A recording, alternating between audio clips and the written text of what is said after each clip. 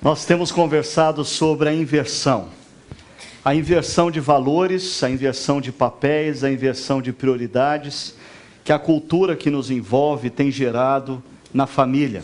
E no último final de semana, nós estivemos falando sobre a inversão de papéis entre esposa e marido.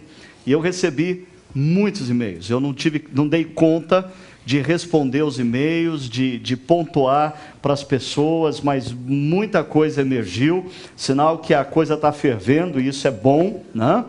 Eu não sei, você que talvez esteja aqui nos visitando e está se sentindo meio desconfortável porque está cheio, a liderança da chácara sempre faz isso. Quando enche demais, eles me botam falando sobre família, aí a gente esvazia um pouquinho, né? E a gente consegue ficar mais um ano tranquilos. Mas, dentre as muitas coisas que eu recebi, me chamou a atenção 3 e-mails que eu recebi de 3 mulheres diferentes. Eu não ousaria mostrar o que eu vou mostrar para vocês agora, se tivesse sido um homem que enviou, mas 3 mulheres diferentes mandaram para mim algo interessante. Aí eu falei, eu tenho que mostrar, elas estão ansiosas para comunicar. É sobre o lançamento de um manual para a compreensão da mulher, né? Foi lançado esse manual e elas me enviaram uma foto.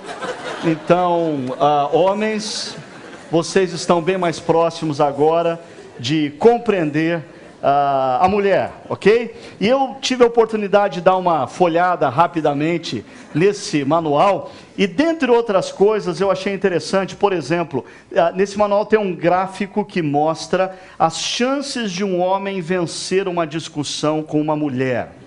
As chances do homem é a linha azul ali, ó. No namoro é de 50%, no noivado cai para 25%, no casamento, esquece. Mas também o manual traz uma coisa muito interessante, porque você, homem, que há muito tempo não ganha uma discussão, chegou a sua vez. E o manual apresenta uma estratégia fantástica de como ganhar uma discussão com apenas 5 letras. Olha a expectativa, olha o silêncio. Mais ou menos assim, olha essa charge, a mulher está xingando o cara de tudo quanto é nome feio que existe. Eu só consegui ler os primeiros nomes ali, eu até parei, não fui eu que escrevi esse negócio, mas de repente o homem contra-ataca com apenas 5 letras.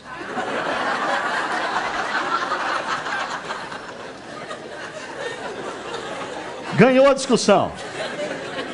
O problema é que ele perdeu o sexo por 1 mês, né? Pode esquecer. Agora, com esse manual, aumentam as esperanças das mulheres de serem compreendidas, né? E aí, eu encontrei também na internet uma informação preciosa, uma foto maravilhosa de uma mulher que é um exemplo, uma mulher que espera pacientemente pelo homem que vai compreendê-la, o homem perfeito. E olha como ela mantém a forma, está magrinha, né? Charmosa, magrinha, esperando o homem perfeito, o homem que vai compreendê-la. E hoje nós vamos conversar sobre uma outra inversão de papéis. A inversão de papéis entre filhos e pais. Esse é o nosso tema hoje.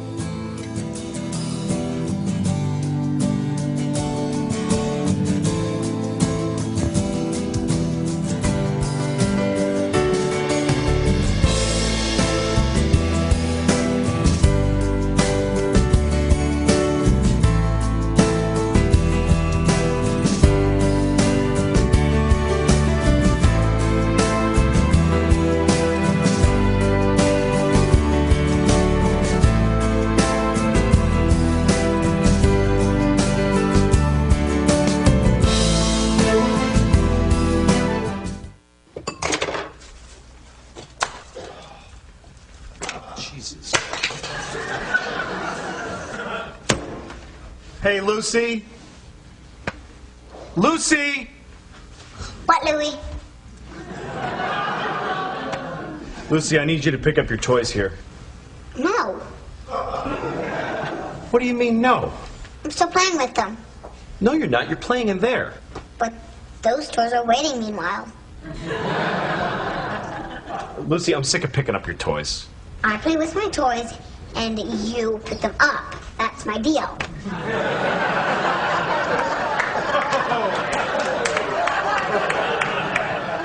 Oh my God, who do you think you are? I'm Lucy. Okay. Well, I'm your father, and I'm sick of this crap. Pick up your toys right now. I don't want to. Well, yes. No, no. Yes, do it right now. I'm not Hey, kidding. come on. She can pick these up later. Baby, go get washed up for dinner, okay, sweets? Thanks, Mama. Every time I get home, it's this. I'm sick of all the yelling. Lucy, that's Lisa's present for tomorrow for her birthday. Don't, come on, you're messing it up. Give it to me. Give it to me. Lucy, give me the present. Give me the present. Lucy, look at me. Look at me. Stop unwrapping the present now. Okay, give me this. Give it. Go away. It's mine. Go away. Give it. Go away. Baby, Jesus. It's already ripped. Here, honey, you can play with this for a while, but then give it to Mama later so I can rewrap it, okay? Thank you, Mama. You gotta stop undercutting me. Qualquer semelhança não é mera coincidência, né? E algumas considerações sobre esse trecho do seriado. Você tem aí Lucy, a filha de 4 anos de idade, que não tem qualquer senso de respeito para com os outros e de limites para suas vontades. O que ela quer fazer, ela vai fazer e a hora que ela bem entender.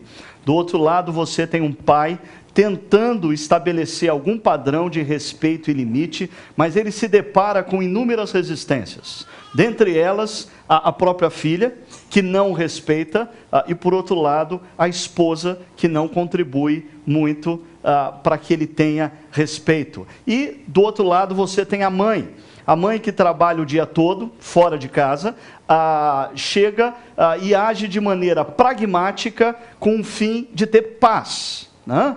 Essa história de que eu trabalhei o dia inteiro, cheguei em casa, eu tenho o direito de ter paz. E para ter paz, é melhor não dizer não para a criança. Tem que dizer só sim. E também para compensar a sua ausência para com a filha. É claro que, para a gente ser justo, existe a versão contrária desse negócio também. Eu conheço também muitas famílias onde o marido, por trabalhar o dia inteiro fora, quando chega em casa acha que não tem responsabilidade alguma de interagir com os filhos, de ser assertivo na educação e participar na criação e na formação dos seus filhos. E a esposa fica lutando solitariamente, enquanto o marido, como um bom banana, anda pela casa e não participa de maneira assertiva e significativa na criação dos seus filhos.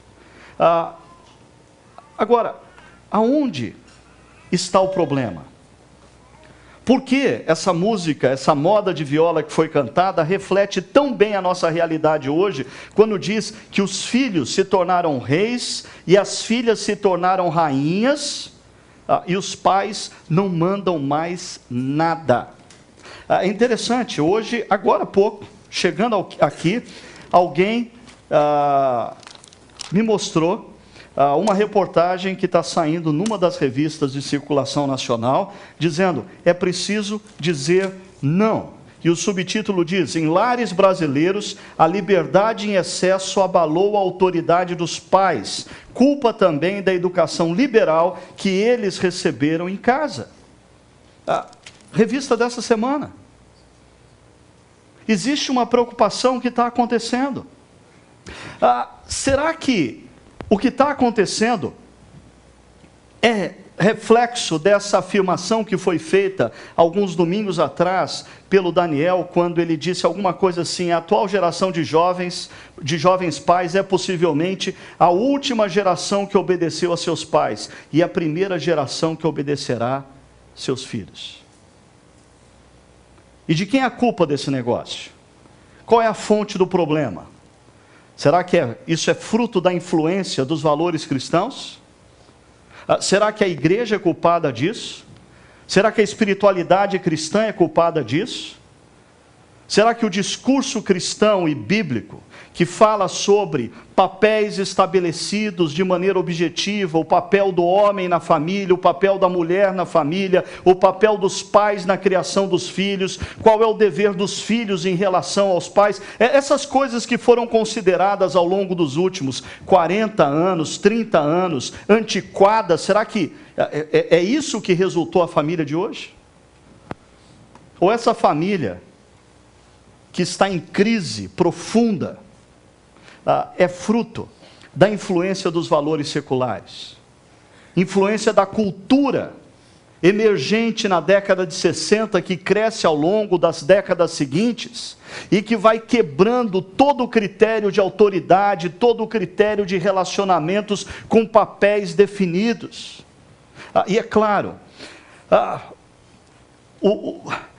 essa cultura secular, ela se propaga grandemente às custas de algumas ciências naturais, de ciências humanas.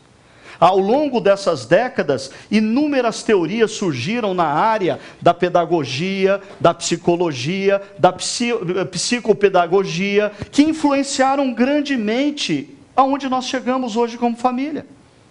Agora, eu como cristão, já há alguns anos, constantemente já fui questionado por pessoas, por acadêmicos de outras áreas de ciências humanas, dizendo: ei, mas a igreja precisa se reavaliar acerca disso. Ei, o discurso cristão tem que reavaliar essa questão. Ei, o posicionamento cristão tem que ser reavaliado à luz de tal coisa. Agora eu pergunto, pegando o produto final que nós temos hoje como família, um produto final que não foi gerado pela influência cristã, um produto final que não foi criado pelo discurso cristão, um produto final que não segue os valores e princípios cristãos, mas sim das ciências humanas e de todas as suas teorias.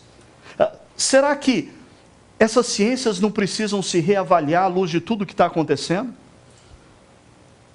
À luz dos inúmeros adolescentes que se tornam pessoas completamente sem limites, a ponto de achar natural e fazer parte da balada, botar fogo no mendigo na rua?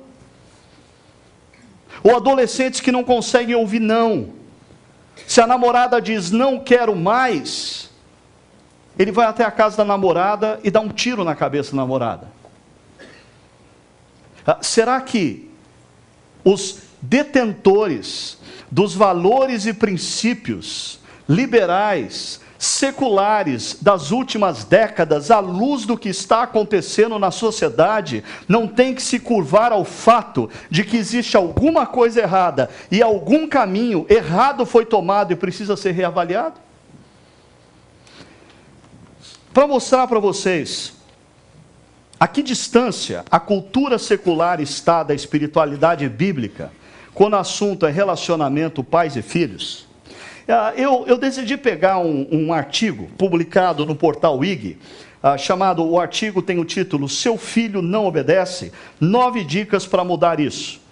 E eu quero dialogar um pouquinho com vocês a partir desse artigo, fazendo um contraponto com a espiritualidade cristã. Mas esse artigo, ele parte do seguinte pressuposto, diz assim: com a ajuda de especialistas em educação e psicologia infantil, selecionamos dicas que vão acabar com essa tormenta e permitir um desenvolvimento mais tranquilo e saudável para o seu filho. Se eu tivesse filhos aí menores de 7 anos já, eu não ia perder a oportunidade de dicas fantásticas, porque eles prometem acabar com essa tormenta, né? E permitir um desenvolvimento mais tranquilo e saudável para o seu filho, e menos cansaço para você. E quais são essas 9 dicas? Deixa eu mostrar para vocês rapidamente. Primeira dica: eduque sem culpa. Entender que existem regras faz parte de um importante processo de aprendizagem da criança. Por isso, escutem, os pais devem sentir-se autorizados a educar. É interessante a gente chegar ao ponto de pais terem que ser avisados de que eles podem, educar, né? Serem lembrados de que eles devem educar. Segunda dica: crie um bom vínculo afetivo. Demonstre carinho, converse, brinque, segura de que tem a atenção dos pais. Ela, criança, não precisa recorrer à desobediência para chamar a atenção. Agora, observe esse negócio de demonstre carinho, converse e brinque, demanda tempo. Então, você tem que dar tempo, porque se você não estiver presente, você vai ter que toda hora trazer presente. Mas o presente que você traz nunca vai substituir a sua presença. Terceira dica: valorize o papel da criança. Seu filho precisa conhecer a importância e o valor dele no contexto da família. Mas seu filho precisa conhecer a importância e o valor dele no contexto da família em termos de privilégios e direitos. Valorize o papel da criança na construção da família também. Quarta dica: crie uma rotina. A rotina é fundamental, pois traz segurança e faz com que a criança se sinta cuidada. Uma rotina bem adaptada ao ritmo da criança reduz a ansiedade. Com certeza. Não tenho nem o que discutir acerca disso.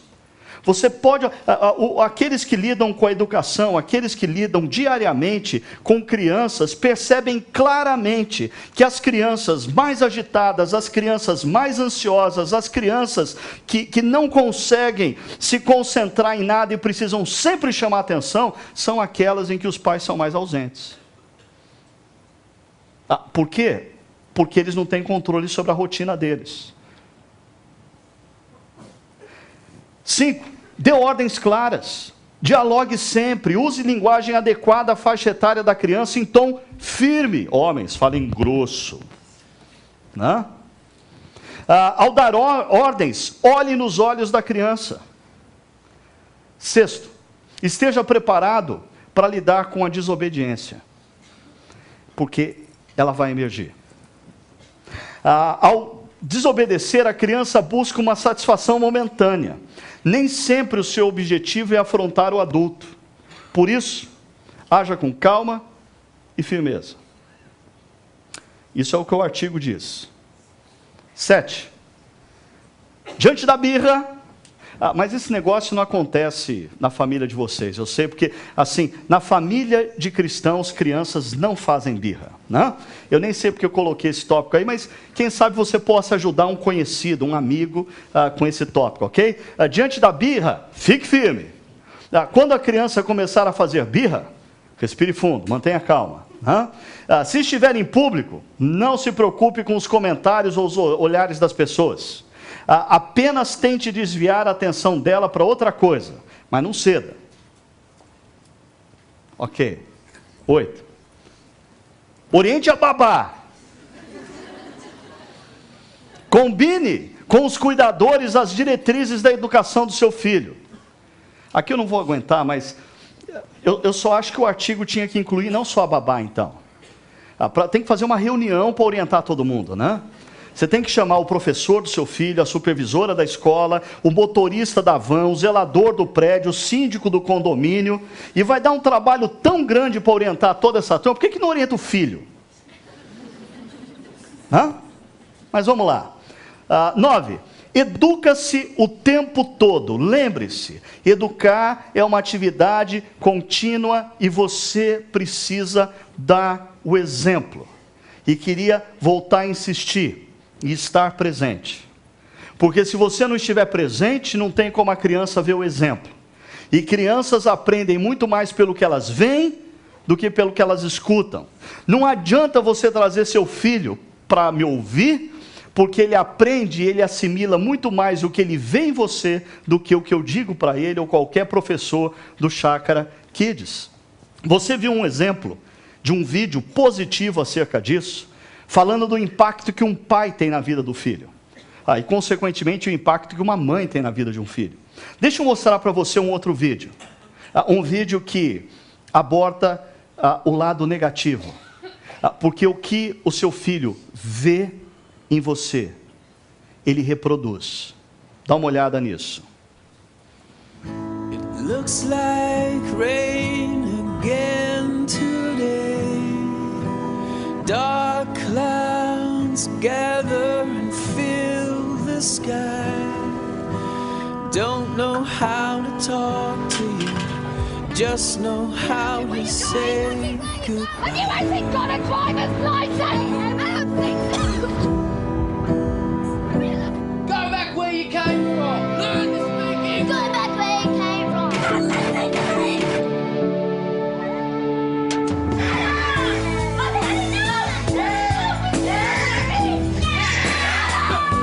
Is that what you think?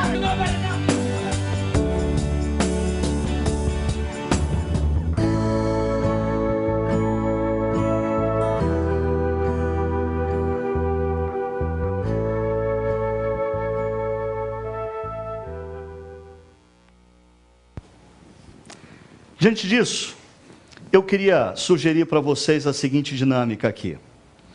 Eu queria convidar vocês para refletirem um pouquinho nesses conceitos que são levantados nesse artigo. Seu filho não obedece, 9 dicas para mudar isso, dicas oriundas das ciências humanas, de profissionais altamente competentes na área da psicologia, da pedagogia, da psicopedagogia, mas eu queria ousar, e correr o risco de apanhar, né? E levantar os princípios e valores da espiritualidade cristã, para a gente perceber o quão adequados esses valores e princípios da cultura secular estão em relação à espiritualidade cristã. Portanto, eu queria basear essa reflexão em 2 textos. Um, que foi escrito há cerca de... deixa eu fazer as contas aqui. 4.500 anos atrás. É isso? Não, um pouquinho menos. 3.500 anos atrás. Ok? A partir da revelação de Deus a Moisés. Esse texto a gente já leu. Então, faz parte de uma sabedoria milenar. 3.500 anos atrás, esse texto já era lido e já era refletido por pais. E diz assim aos pais: ame o Senhor, o seu Deus, de todo o seu coração, de toda a sua alma e de todas as suas forças. Que todas essas palavras que hoje lhe ordeno estejam em seu coração. E aí então vem a segunda parte da missão do pai e da mãe. Ensine-as com persistência a seus filhos, converse sobre elas, quando estiver sentado em casa, quando estiver andando pelo caminho, quando se deitar e quando se levantar. Mas o apóstolo Paulo, 1.500 anos aproximadamente depois disso, escreve uma carta aos cristãos que viviam na cidade de Éfeso. E olha, se você acha que é complicado criar filhos na cultura contemporânea atual, dê graças a Deus porque você não viveu em Éfeso no 1º século, ok? Eu não trocaria por nada a minha situação no presente por ser pai em Éfeso, uma cidade altamente devassa, uma cidade complicadíssima, uma cidade onde a cultura pluralista estava por todas as partes e era muito difícil se estabelecer valores e princípios absolutos. E o apóstolo Paulo escreve a filhos e pais dizendo o seguinte: filhos, obedeçam aos seus pais no Senhor, pois isso é justo. Honra teu pai e a tua mãe, filho.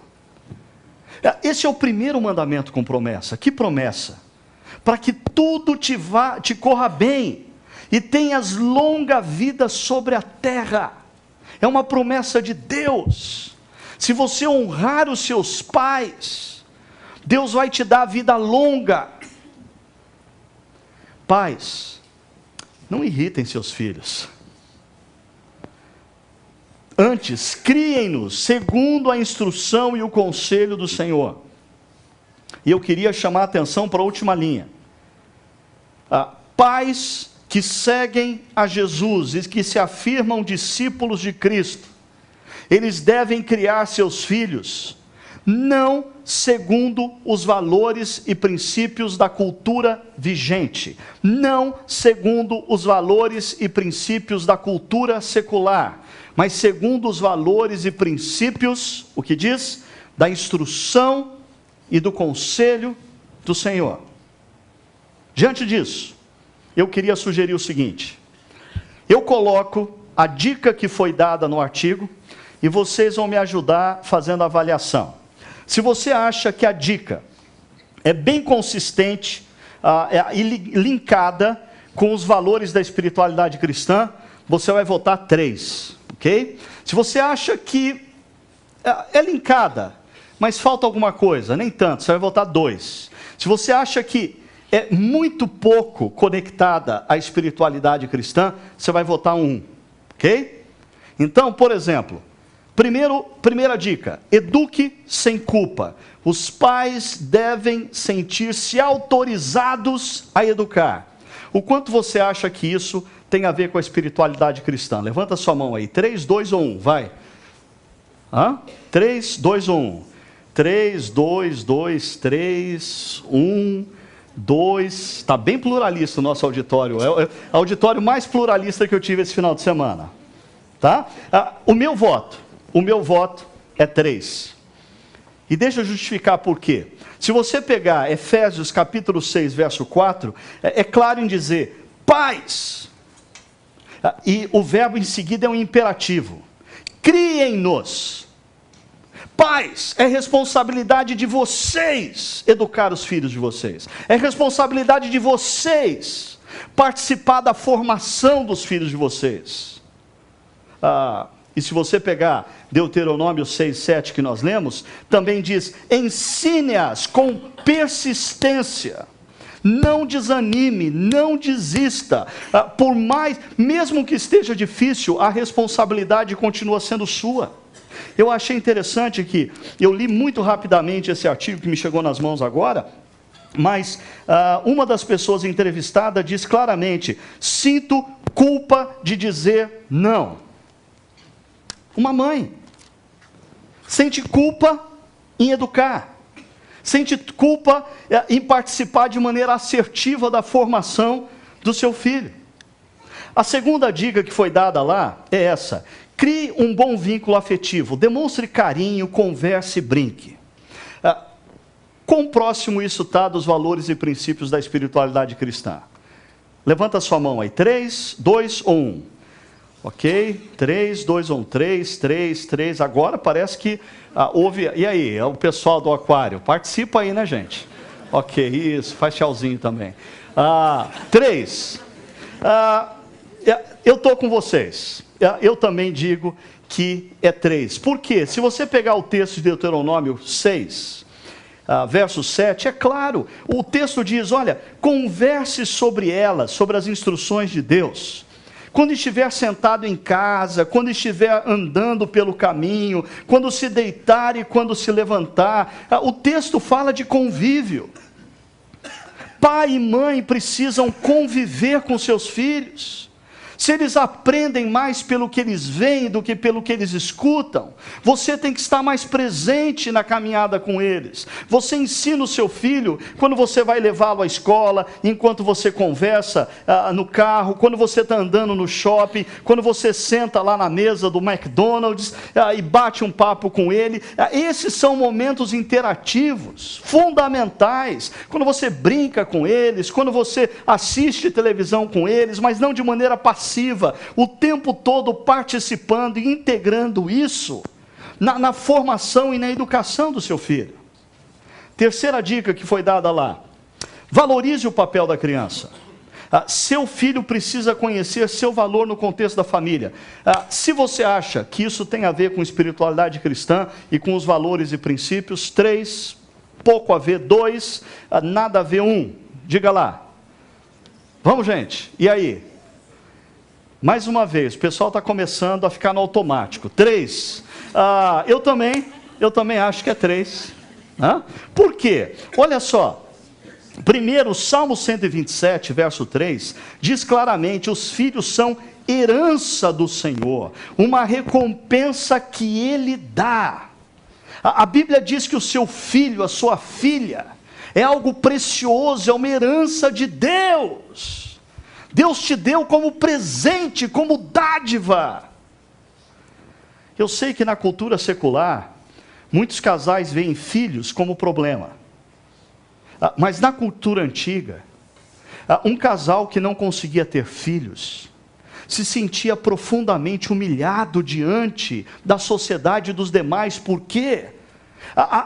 Essa coisa de perpetuar a sua existência através da sua descendência na antiguidade era visto como altamente valioso. E aqui uma coisa precisa ser dita. Eu diria que de cada 100 pais em relação aos seus filhos, talvez tenha aí uns 3 casos que eu não tenho como explicar. É um mistério. Os pais trataram os filhos como uma herança do Senhor, ensinaram direitinho, procuraram ao máximo acertar, e parece que os filhos não deram muito certo. Não sei como explicar isso. Talvez a única coisa que eu possa dizer é: a história ainda não acabou. E esses pais precisam crer nisso, a história ainda não acabou. Mas eu diria que na grande maioria de filhos que se tornam um problema na idade adulta para os seus pais, isso tem a ver com o fato de que eles não foram tratados e criados como herança do Senhor. E aí você tem que contar com a graça de Deus. Ainda, veja só, Lucas capítulo 18, verso 16, Jesus diz: deixem vir a mim as crianças e não as impeçam. Eu gosto de uma versão antiga que diz: e não as embaraceis. Porque nós, com o nosso comportamento, nós com as nossas incoerências, podemos embaraçar as crianças, ao invés de apontar claramente para elas o caminho que elas devem seguir. Dica 4, diz: crie uma rotina. Uma rotina bem adaptada ao ritmo da criança reduz a ansiedade. A rotina está conectado a princípios e valores bíblicos da espiritualidade cristã. O que você acha? Qual a nota que você dá? 3. Ok, tá bom, então eu cedo. 3. Por quê? Se você pegar o texto de Deuteronômio capítulo 6, verso 7, diz o texto: quando se deitar, quando se levantar. O que é isso senão rotina? Famílias precisam de rotina. Crianças precisam de rotina. E a base da rotina está na própria natureza, porque o Deus Criador estabelece um universo com rotinas. Tem manhã, tem tarde, tem noite, tem dia, tem noite. A semana tem 7 dias e Deus diz: 6 dias vocês trabalharão, mas no 7º vocês vão descansar. O ano tem as estações. Existe no universo uma rotina. A terra tem o seu ciclo. Existe rotina por todas as partes. A rotina é boa e faz bem para a criança. Como eu disse, muitas vezes as crianças mais agitadas, e eu acho interessante como existem coisas que de repente viram moda, né? Agora, toda criança agitada e mal criada é superativa. Né? Ela é superativa. No meu tempo ela era simplesmente mal criada. Agora, a maioria delas é tratada como superativa. Agora, perceba a relação que existe entre essas crianças supostamente superativas e o abandono que elas vivem dos pais. É nítido isso na escola, é nítido no shopping center, é nítido nos aeroportos, é nítido na igreja.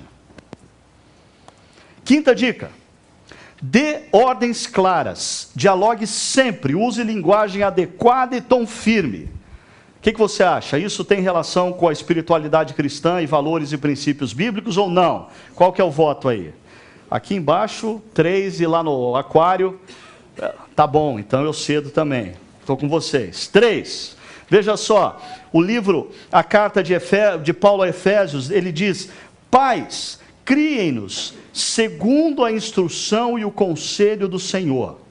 Ou seja, ordens claras. Deuteronômio capítulo 6, verso 7. Ensine-as com persistência a seus filhos. As ordens precisam ser claras, os princípios e valores precisam ser claros. Ainda foi lido aqui um verso muito interessante de Provérbios 22:6, que diz o seguinte: instrua a criança segundo os objetivos que você tem para ela, e mesmo com o passar dos anos, não se desviará deles. Agora, a cultura secular diz que você tem que deixar o seu filho crescer e encontrar os caminhos dele. Deixa eu falar um pouquinho sobre isso, que é importante. O que muitas pessoas, o que muitos profissionais da área da pedagogia, da psicologia, da psicopedagogia, não ainda perceberam, é que aqui existe sim um divisor de águas muito claro entre a cultura secular e os valores e princípios bíblicos e da espiritualidade cristã. Por quê? Os valores bíblicos e da espiritualidade cristã dizem que o ser humano viveu um acidente na sua história sim. Gênesis capítulo 3 representa uma ruptura dos seres humanos com Deus Criador, e essa ruptura gerou sim um problema inerente ao ser humano. Segundo a espiritualidade cristã, nós seres humanos nascemos desconectados com o Criador, e a nossa tendência não é para o bem, a nossa tendência é para o mal. Logo, se você deixar a criança escolher os caminhos dela, ela vai escolher o mal. Uma das primeiras coisas que uma criança aprende a falar é meu. Não, meu. O egoísmo está presente no coração da... Você já percebeu, pai e mãe, o trabalho que dá ensinar uma coisa boa para o seu filho? Mas você já percebeu que você não precisa fazer força nenhuma para ele aprender a fazer uma coisa errada? Sabe o que é isso? É o poder da atração interior inerente numa criança ao mal. E aqui, a grande maioria das teorias das ciências humanas partem do pressuposto que o ser humano é inerentemente bom. E a espiritualidade cristã e os valores e princípios da Bíblia dizem que o ser humano nasce desconectado com o Criador e, consequentemente, a tendência dele é para o mal. Logo, pais precisam sim participar de maneira assertiva na criação dos seus filhos. Pais precisam sim dizer para os seus filhos o que é certo e o que é errado. Pais precisam sim confrontar os seus filhos quando eles estão pegando caminhos errados. Pais precisam dizer não aos seus filhos quando eles vão se colocar em perigo. Pais precisam, e crianças querem. Dê uma olhada nesse vídeo. I'll find myself wanting to please the crowd. I'll find myself wanting to please the crowd. I'll need you to remind me that I should obey God. That I should obey God. I'll act like I don't have any problems. I'll need you to show me how to share my struggles with others. I want to have a lot of money so I can buy what I want. I'll need you to teach me that my things belong to God. That my things belong to God. I'll struggle with my looks And appearance. I'll need you to remind me that God wonderfully made me. I'll tend to think about myself before others. I'll need you to teach me that the last will become first. The last will become first. The last will become first. I'll think I'm a lot smarter than I actually am.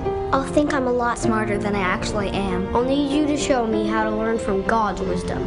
I'll want to avoid hard conversations. I'll want to avoid hard conversations. I'll need you to show me how to speak the truth. In love. In love. I'll look for happiness in many different places. I'll need you to show me that joy is Found in following Christ. I'll find myself stuck in bad habits. I'll need you to show me the way out. I'll need you to show me the way out. I'll need you. I'll need you. I'll need you. I'll need you to point me toward Christ when no one else will. To point me toward Christ when no one else will. Seu filho precisa de você. Sua filha precisa de você. Mesmo quando ele, na adolescência e na juventude, se nega a admitir isso. Quem mandou esse vídeo para mim essa semana foi minha filha. Eu estava em Recife, ela estava aqui. E eu falei para ela, você fez eu chorar. porque ela mandou esse vídeo e disse: pai, dá uma olhada nesse vídeo. Muito obrigado. Uma coisa que eu tenho dito já há algum tempo, e a cada dia que passa eu creio mais nesse negócio. Pais e mães que têm muita pressa em serem amados, se tornam péssimos educadores. Péssimos educadores. Porque a relação com filhos deveria ser mais um degrau na nossa vida, no aprendizado do amor. Primeiro, a gente se torna seres bem egocêntricos e a gente acha que o mundo é todo nosso. Aí quando a gente conhece uma pessoa e se apaixona por essa pessoa, a gente tem que aprender a arte de dividir, a arte de negociar. Nem sempre a gente vai ganhar e a gente tem que aprender a se doar um pouquinho. Mas quando chegam os filhos, em tese, nós deveríamos subir um degrau e aprender com maturidade a se doar. Mas muitas vezes, as nossas questões mal resolvidas, as nossas crises de autoestima, fazem o processo inverso. A gente casa porque a gente precisa ser amado. E quando a gente se frustra no casamento, chegam os filhos e a gente começa a criá-los pensando assim: esses sim vão me amar. E aí, confunde tudo. Porque pais imaturos cedem. Por quê? Porque eles têm pressa em demasia para serem amados. A sexta dica: esteja preparado para lidar com a desobediência. Ao desobedecer, a criança busca uma satisfação momentânea. Nem sempre o seu objetivo é afrontar o adulto. Por isso, haja com calma e firmeza. Você acha que isso merece 3, 2 ou 1? Levanta aí a sua mão. Aqui, 3, 2. Ok. Então, eu vou ficar com a minoria agora. Eu vou dar 2 para esse negócio. E certamente você me pergunta: por que eu não dei 3? Eu não dei 3 porque eu não senti muita firmeza nesse negócio. E eu não sinto muita firmeza na prática decorrente dessa teoria, ok? A teoria é bonita, por isso haja com calma e com firmeza. Mas a grande maioria dos pais que são orientados por essa cultura, eu não vejo essa firmeza. Quantas vezes você já não teve, por exemplo, num supermercado e de repente você vê um filho, a mãe está pegando as coisas lá e botando no carrinho, ele pega um pote de sorvete e bota dentro do carrinho. Quando ela vê, fala assim: não, filho, eu não vou levar. Ele diz: mas eu quero. Ela diz: mas eu não vou levar. Aí ela vira as costas, ele vai lá, pega e bota dentro do carrinho. E ela: filho, eu já disse, eu não vou levar. Mas eu quero. Mas eu não vou levar. E ela bota na geladeira e ele imediatamente bota no carrinho, ela bota na geladeira, ele bota no carrinho, ela bota na geladeira, ele pega e joga no chão. Pá! Espalha sorvete para todo o supermercado.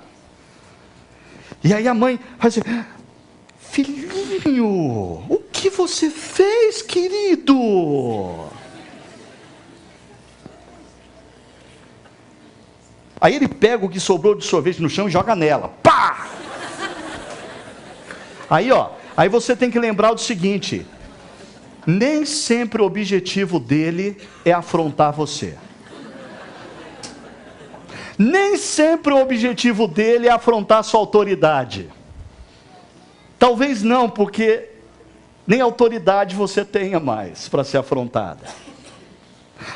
Eu estava revisando essa matéria, e ontem pela manhã, estava esperando um avião em Recife, e aí eu estava lá esperando, e de repente eu vi uma mãe chegando com filha num lugar de lanche, e aí a criança falou assim: mãe, eu quero o número 1, nem preciso falar que lugar que era.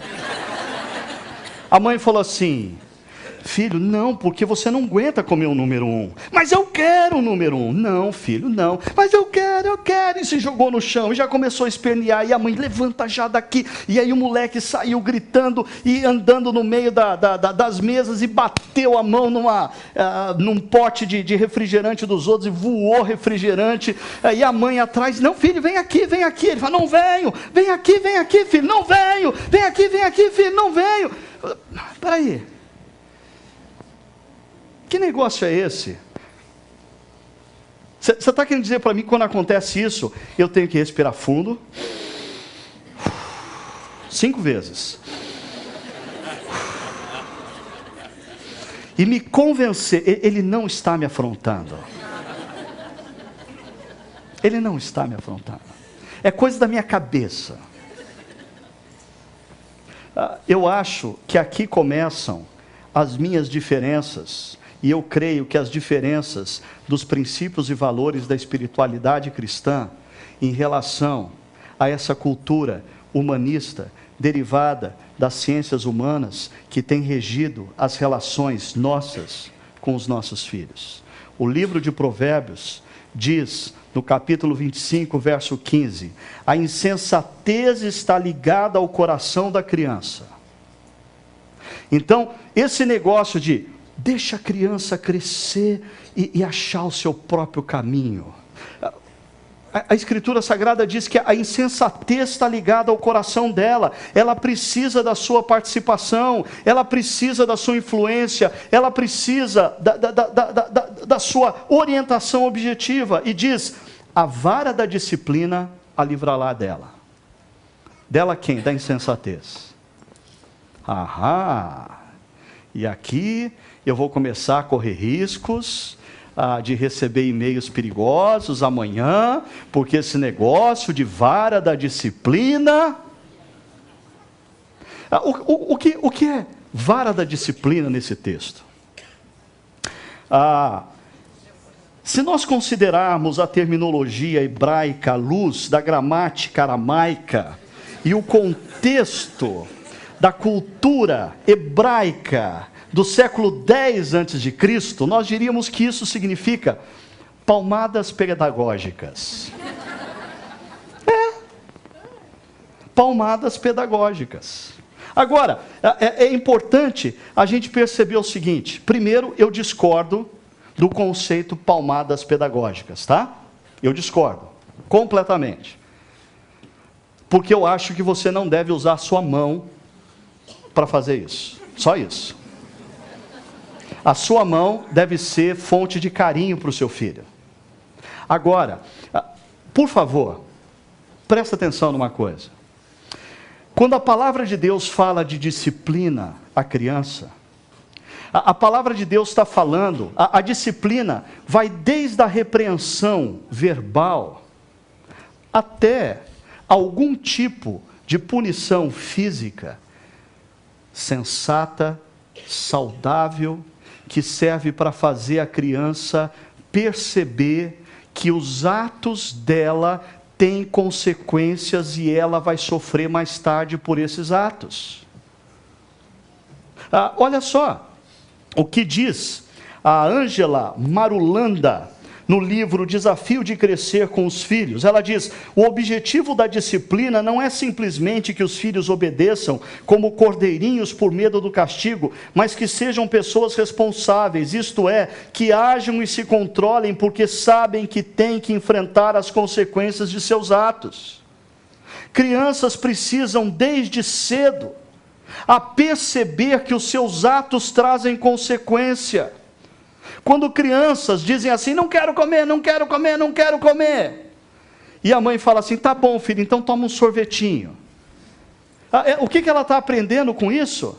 Que os atos dela, quanto mais birrenta ela for, mais benefícios ela vai ter na vida. E o que acontece quando adolescentes, jovens adolescentes começam a dirigir e os seus pais começam a incorporar na sua carteira de motorista as multas que os filhos levam?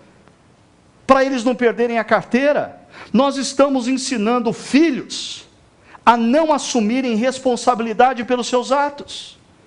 E a palavra de Deus diz que desde cedo você precisa criar o ambiente, criar a estrutura, criar a situação para que os seus filhos, dentro da dose que lhe permites, ou seja, uma criança, você precisa ter algo adequado para a criança, o adolescente, o jovem, filhos precisam aprender que eles são responsáveis pelos atos. Sétima dica, diante da birra, fique firme. Quando a criança começar a fazer birra, mantenha calma. Ela não está afrontando você. Pergunta. Que nota que vocês dão para esse negócio aí? Hã? O pessoal dá nota aí. Todo mundo com dedinho. Tem gente que é bobãozinho, 3. Ó, eu estou com o pessoal do 1. E agora você não tem que perguntar para mim por que eu não dei 3. Você tem que perguntar para mim por que eu dei 1. Por que eu dei 1? E eu diria que eu dei 1 por essa frase final aí: mantenha a calma. Né? Mantenha a calma. Eu acho que tem que manter a calma sim, porque o exercício da disciplina na relação com os filhos, perceba uma coisa, não deve ser fruto de raiva. Nós não podemos exercer qualquer tipo de disciplina aos nossos filhos, desde a repreensão verbal ou a qualquer outro tipo de repreensão. A raiva não pode ser o elemento motivador. A raiva não educa, a raiva não orienta, a raiva não forma, ok? Outra coisa, a disciplina não pode ser fruto da pressão dos olhares dos outros. Você está numa situação pública e o seu filho começa a fazer birra e começa a te desobedecer e as pessoas começam a olhar e você começa a ficar ofendido. Ele está me envergonhando diante de todos, eu vou mostrar para ele quem é que manda. A sua motivação está errada. Você não está agindo visando a educação do seu filho. Você está agindo visando a satisfação a terceiros.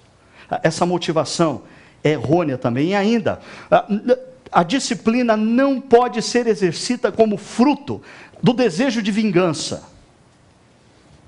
Você comprou um carro novo. Seu filho está brincando na garagem. E ele raspa a bicicleta assim na lateral do carro.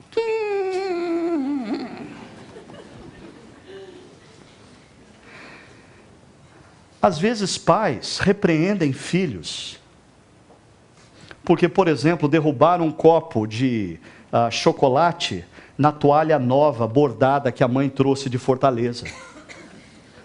Agora a pergunta é, a criança fez isso, a criança pode ter feito isso sem querer. Ela precisa ser alvo de disciplina e de repreensão. Então, a palavra de Deus sim, nos exorta: pais, façam uso da disciplina, vocês são responsáveis, e a disciplina vai desde a repreensão verbal, até, se for necessário, algum tipo de repreensão física, saudável e sensata. Sim, no entanto, a raiva, o desejo de vingança, ou os olhares dos outros, jamais devem ser os elementos motivadores para isso. O livro de Provérbios, capítulo 29, verso 15, diz: a vara da correção dá sabedoria, mas a criança entregue a si mesma envergonha sua mãe. E não? Eu estou cansado de ver isso. Eu estou cansado de ver no shopping center mães envergonhadas, nos aeroportos mães e pais também. Até na igreja eu vejo mães e pais envergonhados. Por quê? Porque eles estão desprezando ou menosprezando a importância do valor da disciplina de seus filhos, a disciplina que vai desde uma repreensão verbal até, se necessário, uma repreensão física, dentro dos limites, dentro da sensatez, dentro da sabedoria, de maneira sadia. Ainda, o livro de Provérbios, capítulo 13, verso 24, diz: quem se nega a castigar seu filho não o ama. E eu diria que quem se nega a castigar seu filho ama a si mesmo. Então, por medo de perder o amor do filho, não repreende. Por medo de ouvir do filho aquela ameaça típica: também não gosto mais de você. Quando eu crescer, eu vou embora. Quem se nega a castigar seu filho não o ama. Quem o ama não hesita em discipliná-los. Por favor, perceba esse termo aí em Provérbios: não hesita.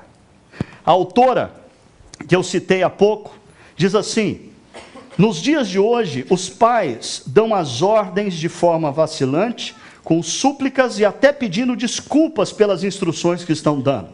Mostram-se indecisos e amedrontados diante deles, o que leva as crianças a menosprezarem e acabarem fazendo o que querem. O livro de Provérbios ainda diz: não evite disciplinar a criança. Se você a castigar com a vara, ela não morrerá. Interessante isso, né? É um aviso que o sábio de Provérbio diz: olha, se você tiver que exercer disciplina sobre o seu filho, e mesmo que você tenha que chegar ao ponto de exercer essa disciplina de alguma forma física, sensata e saudável, esteja certo, se você exercer de maneira sábia, sensata e saudável, ela não morrerá. Agora, castigue a você mesmo com a vara, assim a livrará da sepultura. Sabe o que isso significa? Eu garanto para vocês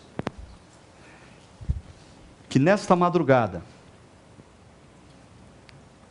pais espalhados por vários lugares do Brasil perderam seus filhos, voltando de baladas, embriagados, drogados, dirigindo seus carros a 160 km por hora, porque eles nunca aprenderam a viver em limites. Eles aprenderam com os pais que o importante é ficar atento aos radares, não a respeitar limites. E eles desrespeitaram o limite da física, numa curva. E desafiaram o limite de um poste. Por que esses jovens estão morrendo? Porque os seus pais não os têm livrado da sepultura.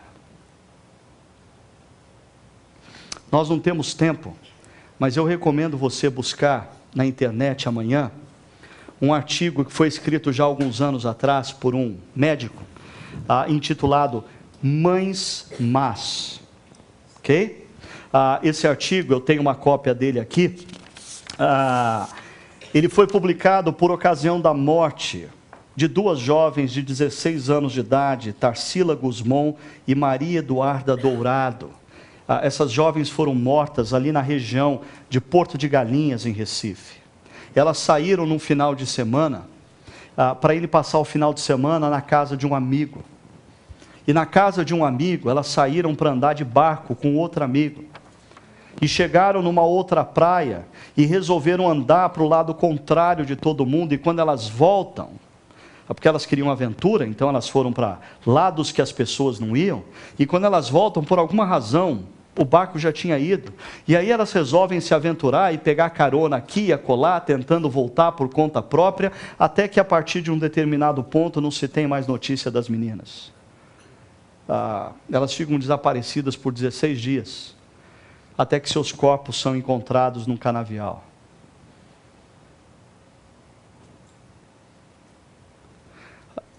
As mães dessas jovens, sendo entrevistadas na época por um jornal local, afirmam que elas não sabiam na casa de quem as filhas estavam passando o final de semana. Elas nem sabiam sequer aonde as filhas estavam passando o final de semana. Pergunta: quem deveria ser condenado como culpado pela morte dessas jovens? Eu quero que você perceba comigo a sabedoria bíblica. O livro de Provérbios, escrito há 3.000 anos atrás, diz: discipline você o seu filho. Isso não vai fazer ele morrer. E fazendo isso, você o livrará da sepultura.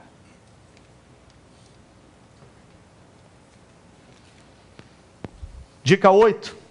Oriente a babá. Eu não vou nem perguntar para vocês, a minha nota é 1. E eu vou dizer para vocês por que a minha nota é 1.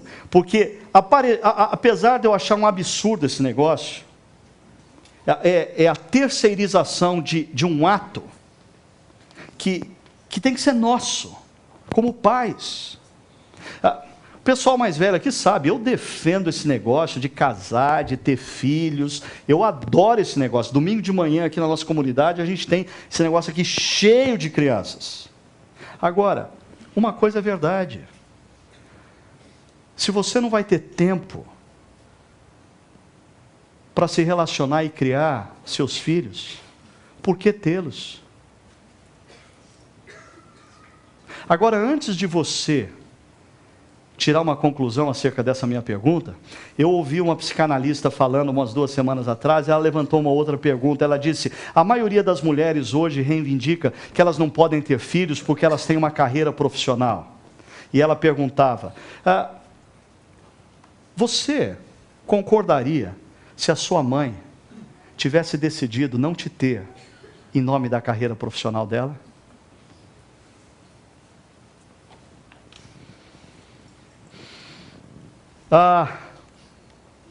O livro de Efésios diz, pais, não irritem seus filhos.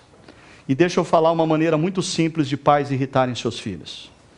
A ausência.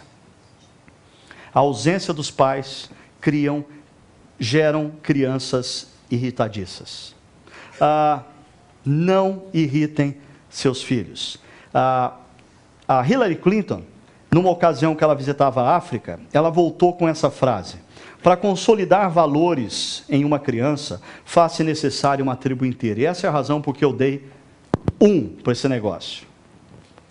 Pelo seguinte, a visão da Hillary Clinton olhando as tribos africanas, era interessante, porque os pais são responsáveis em ensinar os valores e princípios para os seus filhos, mas quando eles saíam para brincar pela tribo, qualquer casa que eles entrassem, eles iam ver acerca dos mesmos valores e princípios. Não importa a casa que eles estivessem, eles teriam sempre o mesmo valor e o mesmo princípio.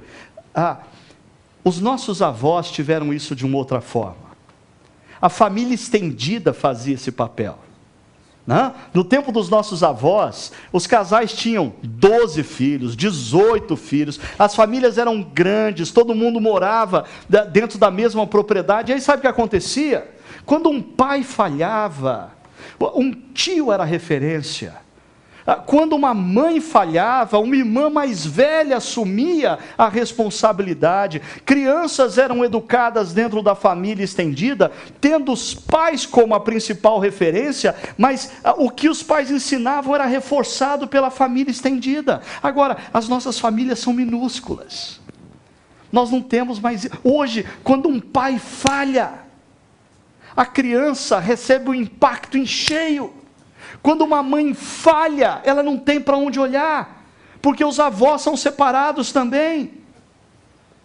E aí eu queria que vocês refletissem comigo a importância disso aqui, de comunidade cristã,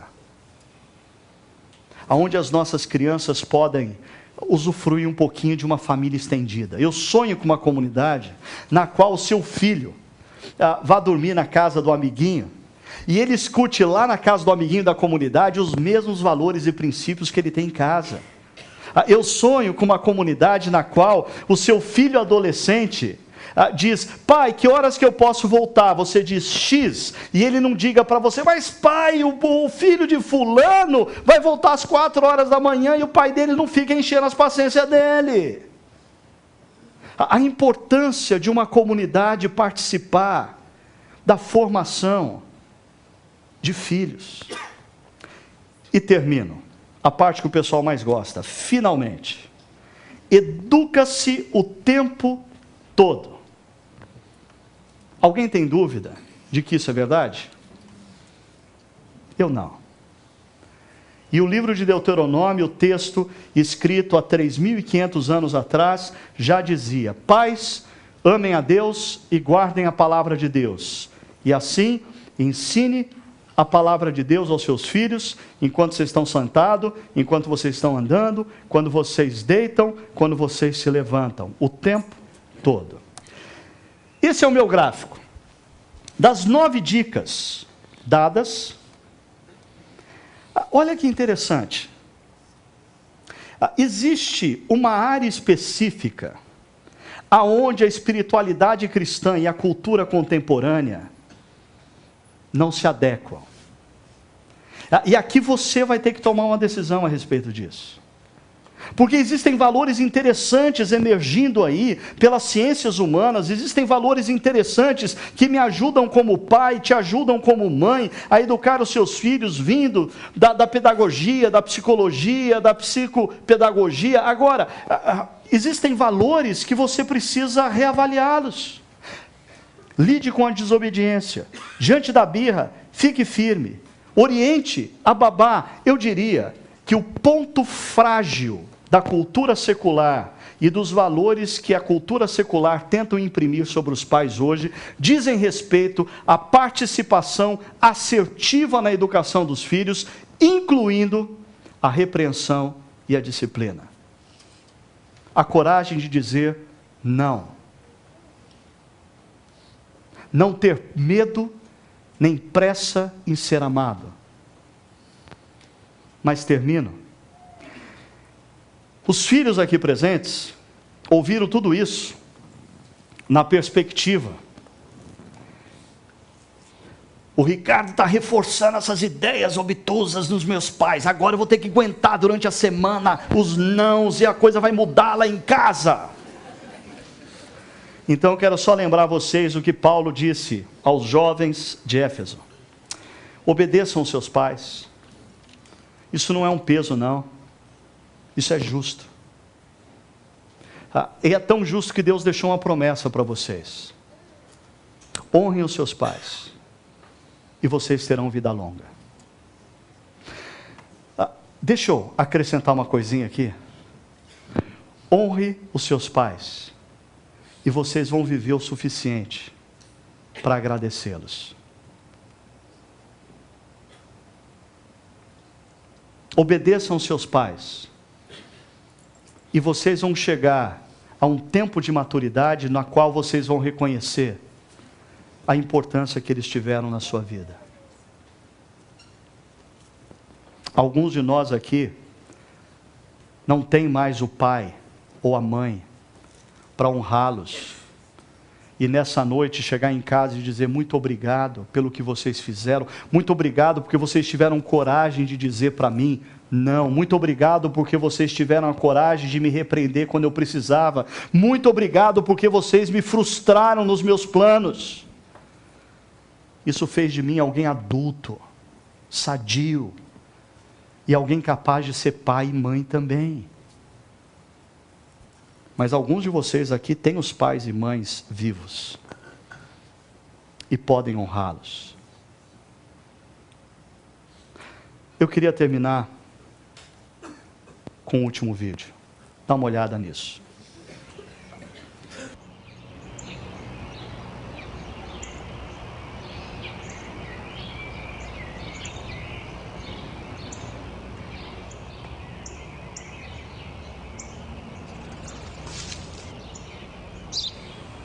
O que é aquilo? É um pardal.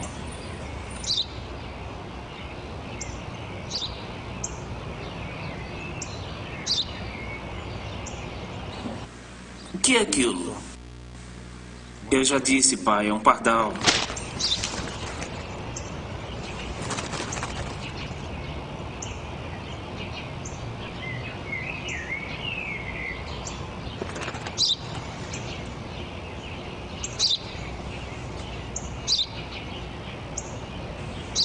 O que é aquilo?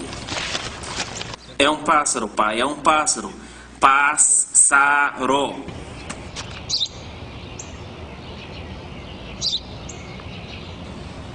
O que é aquilo? Por que está fazendo isso? Já expliquei várias vezes que é um pardal. Será que você não consegue entender? Para onde vai?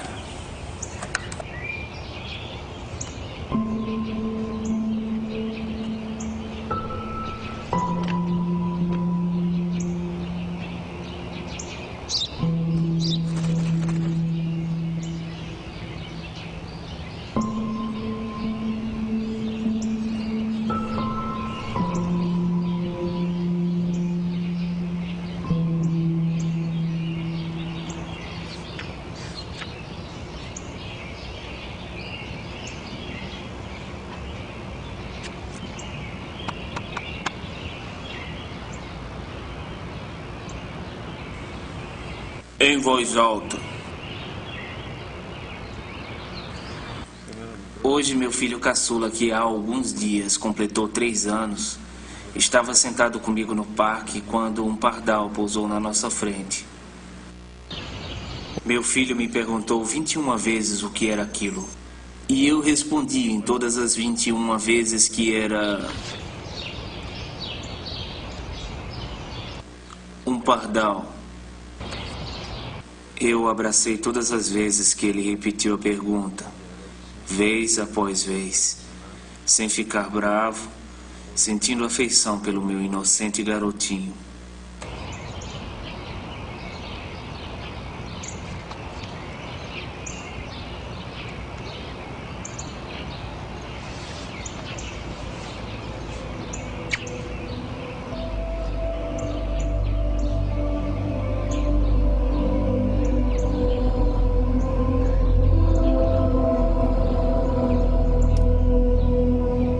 Mais uma vez eu queria reforçar para você. Pai, mãe, não tenham pressa em serem amados. Façam um grande favor aos seus filhos. Assumam a responsabilidade de educá-los conforme a instrução e o ensino do Senhor. Filhos, honrem seus pais. Esse é o caminho de vida longa e de qualidade. Vamos nos colocar em pé. Vamos orar.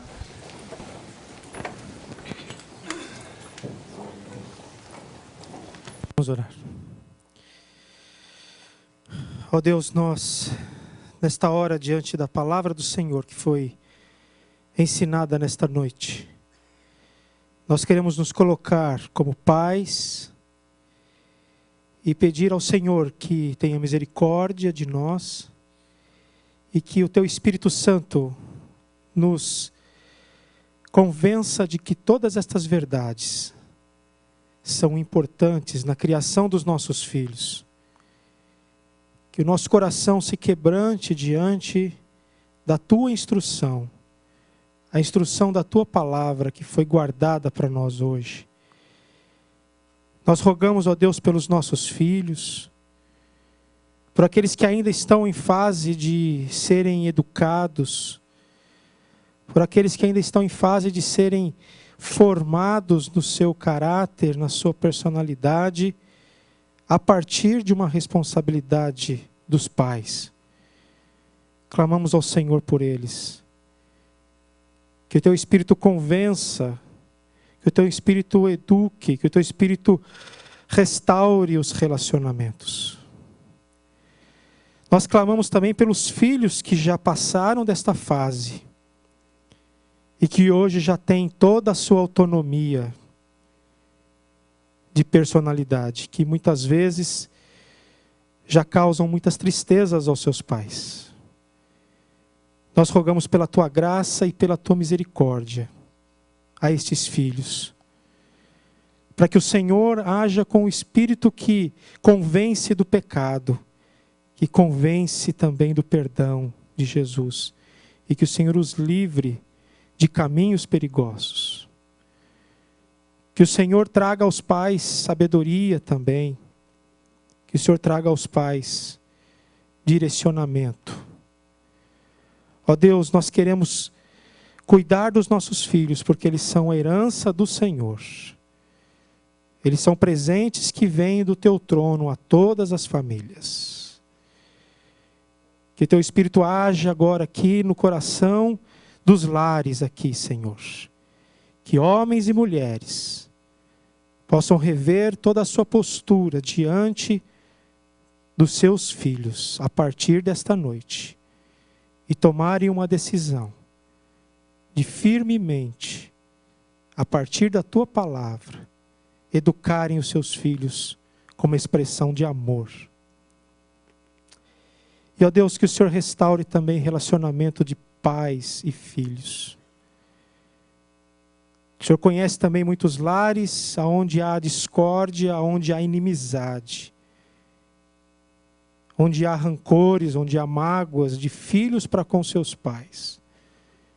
Que o teu Espírito também traga cura, traga libertação, traga restauração. Porque o Senhor criou as famílias e criou as relações pais e filhos para expressarem a tua glória, para expressarem a tua alegria, a tua paz. Que o Senhor cuide, ó Deus, das famílias da nossa comunidade e a das famílias que estão também nos acompanhando nesta noite. Para a glória do teu nome, Senhor. E agora, povo de Deus, que a graça do nosso Senhor e Salvador Jesus Cristo, e que o amor de Deus, o nosso Pai, e que o poder e a ação restauradora e orientadora do Espírito Santo estejam sobre vocês, pais, mães e filhos, orientando vocês diante desta missão de constituírem uma família segundo os padrões da palavra do Senhor, até que Ele volte. Amém. Cumprimente a pessoa que está do seu lado, deseje a ela uma boa semana. Se você necessita de oração, vem aqui à frente.